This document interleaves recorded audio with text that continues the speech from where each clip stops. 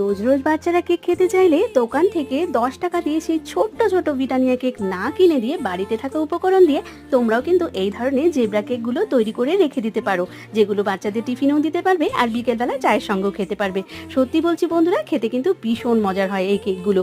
তো আজকের এই কেকটা তৈরি করার জন্য নিয়েছি একটা ডিম, সাথে কিন্তু 4 চামচ সাদা তেল আর গুঁড়ো চিনি দিয়ে ভালো করে মিক্স করে নিয়েছি, সাথে কিন্তু ভ্যানিলা এসেন্স দিয়েছি।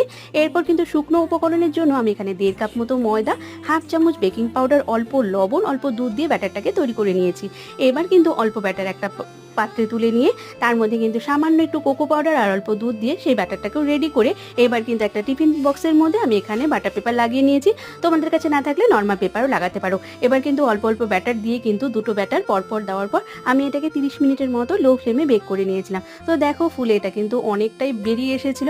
তো যাই হোক, খেতে কিন্তু দুর্দান্ত হয়েছে, একবার অবশ্যই ট্রাই করতে পারো। রেসিপিটা ভালো লাগলে লাইক, শেয়ার, সাবস্ক্রাইব করে পাশে থাকার অনুরোধ রইল।